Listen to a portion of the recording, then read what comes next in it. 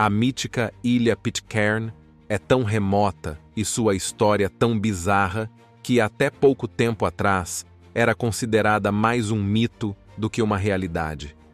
Os poucos habitantes que restaram se envolveram em práticas que desafiam as normas sociais, incluindo delinquência e muito abuso, criando uma comunidade envolta em mistério e controvérsia. Hoje, esses habitantes carregam consigo uma narrativa sombria e perturbadora, retratada em filmes e livros ao longo do tempo.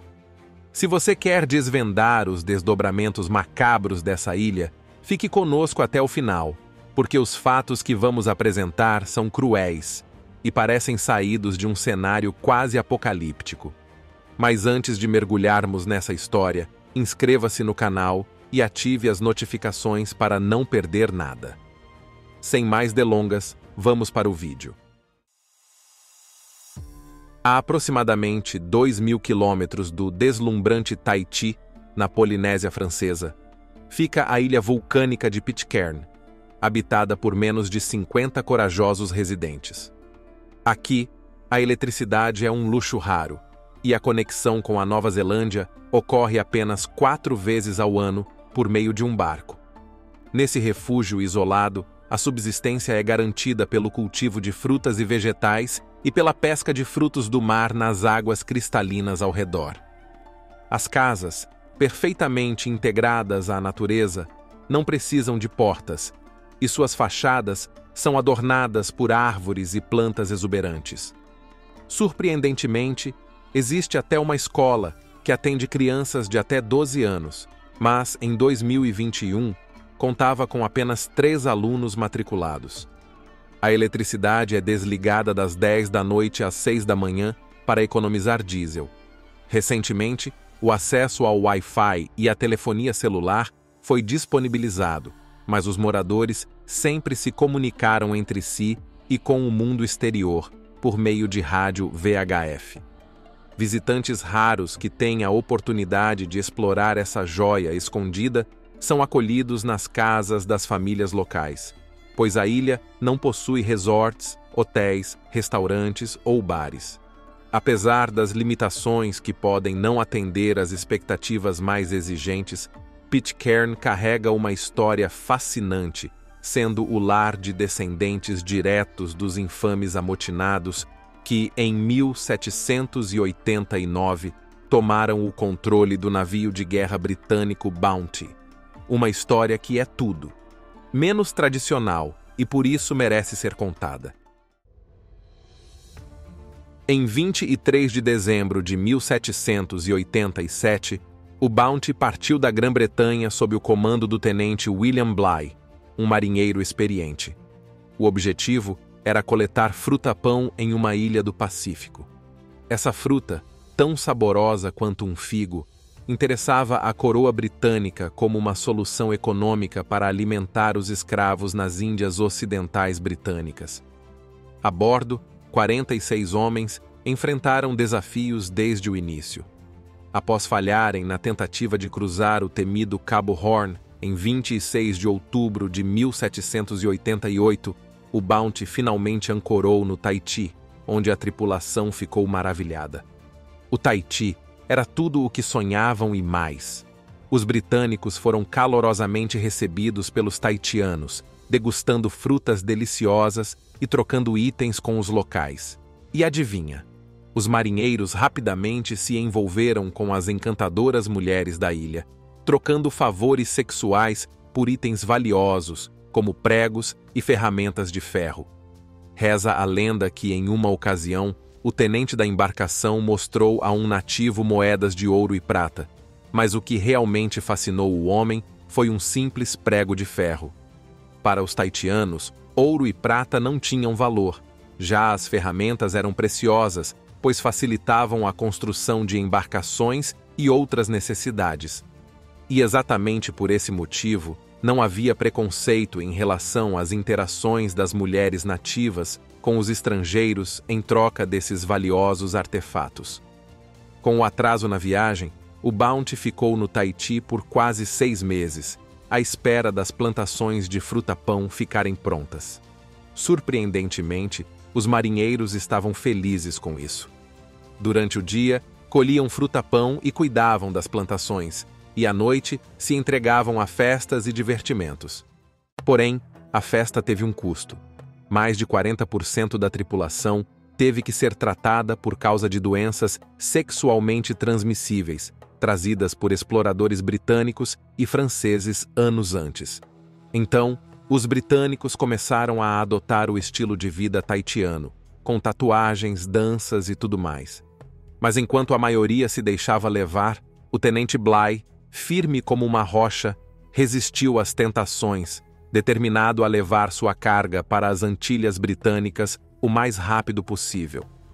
Conhecido por ser um disciplinador rigoroso, ele não hesitava em intimidar seus homens e aplicar punições severas por até as menores falhas, e a falta de disciplina da tripulação começou a incomodá-lo cada vez mais, especialmente com a liberdade excessiva que até mesmo outros oficiais, como o imediato Fletcher Christian, pareciam tolerar. Fletcher, um jovem de 23 anos que vinha de uma família nobre, mas completamente falida, se via preso entre sua linhagem e a realidade dura da vida a bordo do Bounty. Ele tinha um bom relacionamento com Bligh, mas isso não o tornava imune à tensão que estava se acumulando.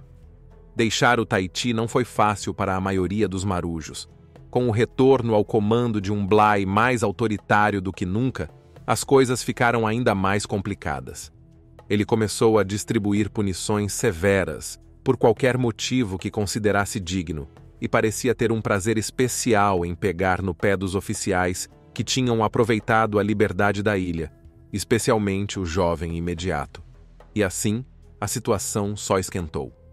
3 semanas depois de deixarem o Tahiti, Bligh acusou Fletcher de roubar cocos dos estoques. Essa foi a gota d'água. Nas primeiras horas do dia 28 de abril de 1789, Fletcher e alguns marujos decidiram que era hora de agir e partiram para o motim, amarrando Bligh e mudando o curso da história. O caos tomou conta do Bounty, e a tripulação logo se dividiu em 2 grupos. De um lado, os leais a Bligh, do outro, aqueles que decidiram deixá-lo para trás. Motins não são brincadeira na marinha, mas Fletcher Christian conseguiu conquistar seguidores. O que fez isso acontecer? Bem, os maus tratos, as punições físicas e a indiferença dos oficiais eram parte do dia a dia nos navios da Marinha Britânica. Os marinheiros suportavam essa disciplina rígida, porque desertar ou se amotinar poderia resultar em punições severas, até a forca. Portanto, podemos dizer que as punições não foram o real motivo da rebeldia. Para entender por que decidiram tomar o controle do navio, é preciso olhar para o contexto da época. Na Grã-Bretanha, a vida dos menos favorecidos era uma verdadeira luta, com acesso limitado à educação e cuidados médicos, além da fome constante e uma sociedade dominada pela nobreza. Então, ao chegarem ao paraíso do Tahiti, com suas frutas abundantes, clima agradável e a possibilidade de uma vida em paz, os marinheiros viram uma chance de escapar desse sistema opressor. E claro, o charme das belas e exóticas mulheres da ilha também pesou bastante na decisão de se amotinar. E foi assim que o capitão e os 18 que decidiram segui-lo foram colocados em um bote, enquanto o jovem Christian e o restante da tripulação retornaram ao Tahiti a bordo do Bounty, em busca de uma nova vida. Só que o improvável aconteceu. Parece mentira, mas, contra todas as expectativas, William Bligh conseguiu navegar seu bote por mais de 4.000 milhas, cerca de 6.500 quilômetros, até ser resgatado e retornar à Inglaterra em abril de 1790. Assim que chegou, ele relatou o que havia acontecido. E o navio chamado HMS Pandora foi enviado para capturar os amotinados e trazê-los de volta para enfrentar a execução. Enquanto isso, Fletcher Christian e 9 marinheiros que se rebelaram, acompanhados de 18 polinésios, 6 homens, 11 mulheres e uma criança, decidiram que era hora de deixar o Tahiti e evitar a captura. A maioria da tripulação, no entanto, estava tão apaixonada pela vida na ilha que nem pensou em fugir. Eles simplesmente queriam ficar ali para sempre. E você adivinha onde os fugitivos foram parar? Na remota ilha Pitcairn. Eles chegaram lá em 15 de janeiro de 1790. E, convenhamos, essa foi uma escolha muito sábia. Assim que desembarcaram, queimaram o Bounty e o afundaram na baía de Bounty Bay, garantindo que os destroços ficassem ocultos. Para o resto do mundo, os rebeldes simplesmente haviam desaparecido, e ninguém se preocupava em procurá-los em Pitcairn. Mas os que decidiram ficar na tripulação? Esses se deram mal. O HMS Pandora chegou ao Tahiti em março de 1791. 3 dos amotinados se renderam sem resistência, mas os outros, ao saberem que os militares estavam por perto, fugiram para as montanhas. Infelizmente, isso não ajudou em nada, pois eles foram capturados em apenas 2 semanas. Os 14 homens que ficaram para trás foram trancados em uma cela improvisada, conhecida como Caixa de Pandora, com menos de 4 metros de espaço. Com certeza, muitos deles se perguntavam se não teriam feito melhor em seguir Fletcher, mesmo que isso significasse ir para o fim do mundo, pois agora estavam presos em uma situação desesperadora. Os que decidiram seguir o jovem tenente Fletcher Christian se estabeleceram na ilha Pitcairn, onde inicialmente sobreviviam plantando e pescando. Parecia que tudo ia ser perfeito, só que não foi assim. A vida isolada não tardou a revelar suas armadilhas.